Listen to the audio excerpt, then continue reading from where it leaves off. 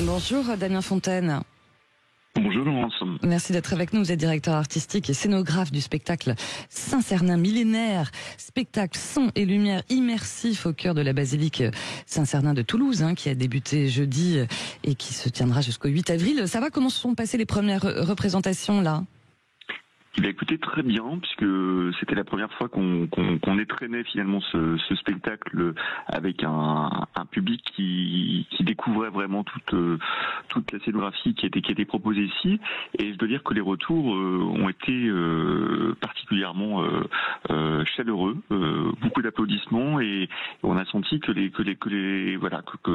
spectateurs étaient vraiment impliqués. Ouais. Ouais, alors 24 vidéoprojecteurs, 200 projecteurs lumière, des centaines de mètres carrés d'images projetées, tout ça en 3D. Racontez-nous en quoi c'est une forme inédite entre théâtre et spectacle immersif alors. Alors l'idée, c'est effectivement à la fois de râper l'intérieur de la basilique Saint-Cernin d'images, donc d'images qui viennent complètement épouser l'architecture des lieux, qui viennent tantôt composer des décors, tantôt des séquences animées. Et la singularité aussi de ce spectacle, c'est d'y associer des comédiens en direct, qui sont au nombre de 3, plus un danseur, qui viennent pour ouvrir un certain nombre de chroniques de Saint-Cernin, nous amener comme ça dans un certain nombre de voyages. Donc on est au départ dans l'Antiquité, et puis on va traverser comme ça un certain nombre d'époques, enjamber les siècles, jusqu'à arriver en 1940.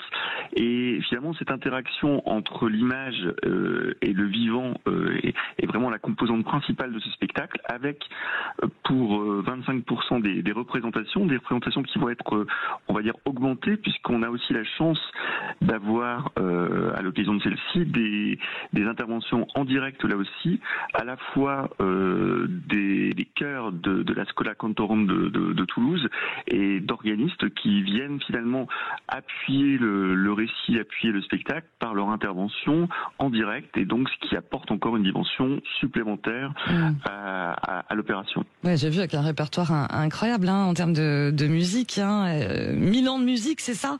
J'ai vu. C'est ça, oui. Ouais. On traverse vraiment des époques. On peut être dans des compositions plus baroques et d'autres au contraire très contemporaines. Et c'est ça qui donne aussi toute l'énergie au spectacle. On a même à l'occasion, à travers la Schola Cantorum, de découvert ou redécouvert même un chant grégorien qui a été, j'ai envie de dire, exhumé ou réexhumé pour finalement être réécrit, être retransposé pour cette occasion. Ouais, alors en tant que scénographe, Damien Fontaine, qu'est-ce qui a été compliqué quand même, parce que j'imagine en termes, je sais pas, d'acoustique ou même l'espace de la basilique, qu'est-ce qui a été compliqué à monter ? Alors finalement, la basilique offre un cadre acoustique qui est vraiment optimal. Ouais. Donc ça a été quelque chose vraiment d'intéressant. D'ailleurs, les spectateurs qui ont la chance d'assister aux représentations en présence des chœurs peuvent se rendre compte que ces chœurs, justement lorsqu'ils évoluent à leur côté, en direct, offrent un chant qui semble vraiment résonner à travers toute la pierre de l'édifice.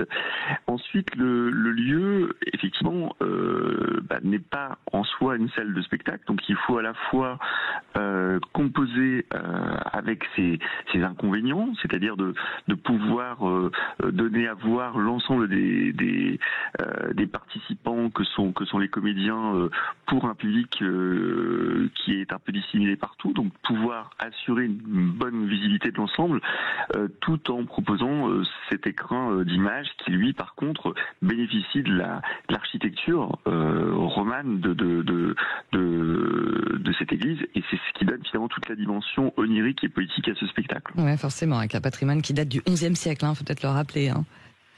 Oui, puisque effectivement la basilique est consacrée à la fin du XIe siècle. Ouais. Bah écoutez, en tout cas, vous souhaite belle représentation. Ça va durer jusqu'au 8 avril pour ceux que ça intéresse. Et ça s'appelle Saint-Cernin millénaire, spectacle son et lumière immersif. On l'a bien compris, au cœur de la basilique Saint-Cernin de Toulouse.